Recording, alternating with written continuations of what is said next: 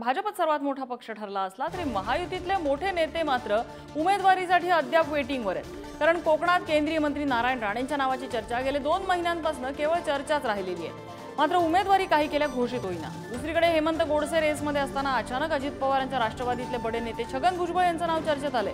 अद्याप त्यांचीही उमेदवारी घोषित झाली नाहीये। ठाण्यात कल्याणमध्ये भाजप आणि शिंदेंच्या शिवसेनेतला संघर्ष आणखी वाढलेला दिसतोय, त्यामुळे मुख्यमंत्र्यांचे सुपुत्र श्रीकांत शिंदे यांची उमेदवारी सुद्धा वेटिंगवरच आहे। महायुतीत हीच स्थिती संभाजीनगरमध्ये सुद्धा आहे, कारण आपल्या राजकीय कारकिर्दीतील प्रत्येक वर्ष शिवसेनेत घालवलेल्या संदीपान भुमरे यांचं नाव संभाजीनगरमधून पुढे आलं खरं, मात्र उमेदवारी मात्र अद्याप नाही। कारण संभाजीनगरमधून अद्यापही काही उमेदवारांची नावं चर्चेत आहेत। दरम्यान रत्नागिरी सिंधुदुर्गच्या जागेवर उदय सामंत यांनी आग्रह धरलेला आहे, तर नाशिकच्या उमेदवारीचे संकेत भुजबळांनी दिलेत। नाशिकची जागा आमचीच असल्याचं संजय शिरसाट म्हणालेले आहेत। बघूया।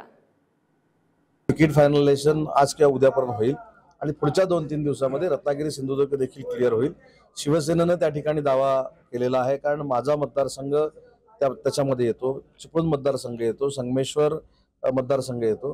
त्याच्यामुळे पूर्वीचे जे खासदार आहेत ते दुर्दैवानं आमच्या सोबत आले नाहीत।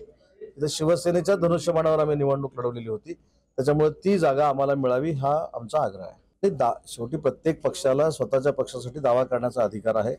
योग्य वेळी योग्य निर्णय नक्की मुख्यमंत्री महोदय आणि देवेंद्रजी घेतील आणि रत्नागिरी सिंधुदुर्ग जागा देखील शिवसेनेनं दावा केलेला आहे आणि ती जर आम्हाला मिळाली तर आम्ही 2.5 ते 3 लाखांना निवडून आणू। नाशिकची जागा आपण शिंदे गटाचे गोडसे साहेब ते प्रयत्न करतात। आता ते सिटिंग MP आहेत, प्रयत्न करणं अजिबात चूक नाही। भाजपचे जे आहेत 100वर नगरसेवक आहेत, 3 आमदार आहेत, प्रयत्न करणं अजिबात चूक नाही, त्याचं मला अजिबात दुःख सुद्धा नाही। काय फक्त एवढंच सांगतो, ज्याला कोणाला तिकीट मिळेल त्याचं काम आम्ही सगळे मिळून झटून करू। खरं संपला विषय। कडकडून दावा तर आजही आहे ना, या जागा आमच्याच आहेत। फक्त चर्चा कसे व्हायचे की काही जागावर एखादी जागेवर एखाद्या नेत्याला जर आपल्याला ॲडजस्ट करायचं किंवा एखाद्या नेत्यांची जर डिमांड असेल किंवा तिथलची कार्यकर्त्याची डिमांड असेल तर त्याच्यावर चर्चा होणं इतपत अपेक्षित होतं।